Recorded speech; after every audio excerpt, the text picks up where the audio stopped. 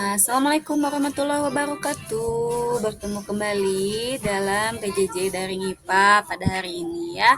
Nah, alhamdulillah pada hari ini kita bertemu kembali. Pada pembahasan kali ini kita akan membahas mengenai kalor dan perpindahannya ya. Nah, apa itu kalor dan perpindahannya? Kita akan bahas bersama-sama ya anak-anak.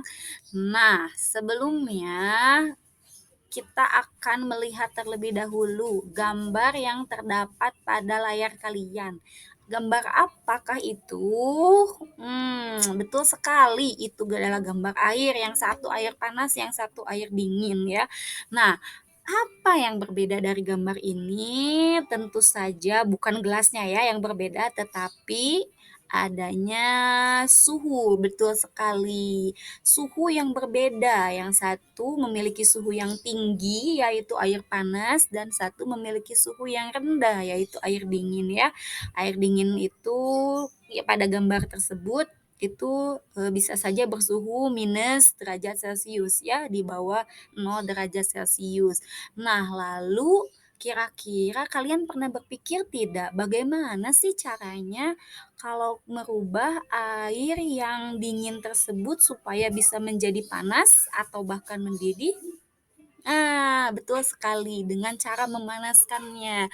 Nah, memanaskannya dengan cara memberikan panas. Nah, kira-kira kalian pernah berpikir tidak, panas itu adalah sebuah energi ternyata, energi yang merubah suatu benda sehingga memiliki suhu tertentu. Nah, energi yang digunakan untuk merubah suhu tertentu kita sebut sebagai kalor ya. Nah, apa itu kalor?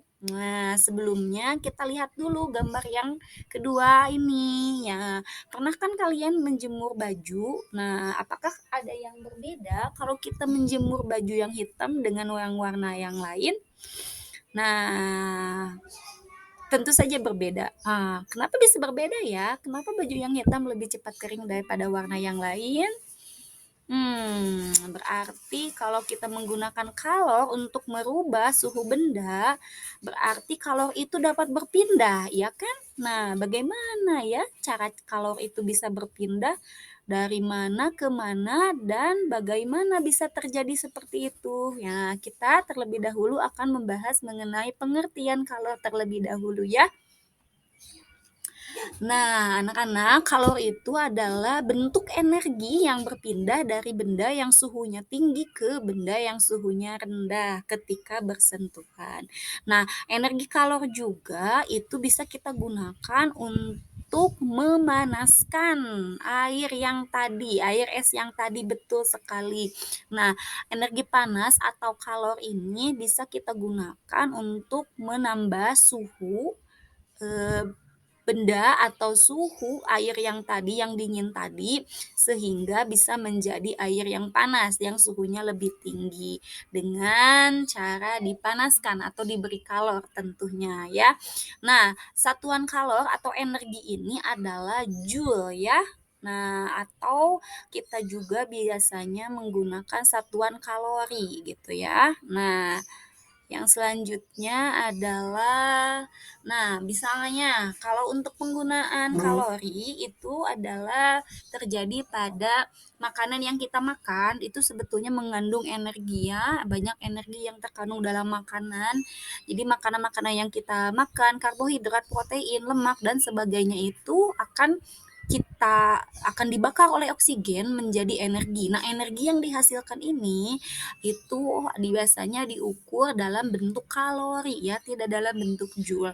Nah, 1 kilokalori itu sama atau 1.000 kalori itu, nah kita bisa juga konversi ke dalam satuannya joule. 1 kalori itu 4,2 joule ya. Nah, ternyata suhu benda itu akan naik jika benda tersebut diberi kalor. Contohnya tadi, kalau kita mau membuat air dingin menjadi air panas, maka kita harus memberikan panas atau kalor kepada air dingin tersebut ya. Nah, sebaliknya, suhu itu akan turun jika melepaskan kalor ke lingkungannya. Contohnya apa ya? Nah, contohnya air panas yang lama-kelamaan akan mendingin. Nah, hari ini kalau kita punya air panas misalkan dari dispenser, maka kita simpan di dalam gelas. Setelah 10 menit itu pasti suhunya, airnya itu akan menjadi lebih dingin. Ya, betul betul ya. Nah, hal ini terjadi karena kalor yang ada di dalam air itu dilepaskan ke lingkungan ya. Bisa dipahami ya anak-anak? Nah, kalor yang diperlukan untuk menaikkan suhu benda itu tergantung dari jenis bendanya. Semakin besar kenaikan suhu benda, semakin besar juga kalor yang diperlukan. Semakin besar massa jenis benda, semakin besar pula kalor yang diperlukan. Jadi intinya semakin banyak, semakin berat, semakin besar massa bendanya, itu akan semakin membutuhkan kalor yang lebih banyak gitu ya. Nah, sehingga kalor yang diperlukan untuk menaikkan suhu itu dipengaruhi oleh massa benda, kalor jenisnya, dan suhu benda itu sendiri ya, suhu awalnya atau perubahan suhunya. Sehingga kalor itu kita lambangkan dengan Q sama dengan M massa benda dikali C kalor jenis dikali delta T suhu atau perubahan suhu benda. Hal ini akan kita bahas bersama-sama dalam PTMT nanti ya. Nah, selanjutnya kita lihat yuk apa saja benda yang memiliki kalor jenis berikut ini. Nah, lihat di sana terdapat benda-benda dengan kalor jenis yang berbeda. Air saja memiliki dalam bentuk yang berbeda, dalam bentuk es, dalam bentuk cair, dalam bentuk uap, itu memiliki kalor jenis yang berbeda ya, anak-anak. Nah, yang selanjutnya, kita akan membahas mengenai kalor pada perubahan wujud zat. Kalor pada perubahan wujud zat ini biasa digunakan untuk mendidihkan air ini ternyata kita sebut sebagai kalor laten. Jadi kalor laten itu adalah kalor untuk mengubah wujud benda. Misalnya dari cair menjadi gas atau penguapan, atau dari gas menjadi cair atau pengembunan. Itu menggunakan kalor laten. Dari es menjadi cair itu juga menimbulkan atau mempunyai kalor laten ya, namanya kalor lebur. Nah, untuk kalor laten, kalor penguapan, dan kalor lebur memiliki rumus yang berbeda, yaitu Q M kali U untuk penguapan dan M kali L untuk peleburan ya. Nah, yang ketiga kita akan membahas mengenai perpindahan kalor. Perpindahan kalor itu dapat berpindah dari benda yang satu ke benda yang lain ya. Nah, perpindahan kalor itu ada 3 cara anak-anak, yaitu konduksi, konveksi, dan radiasi.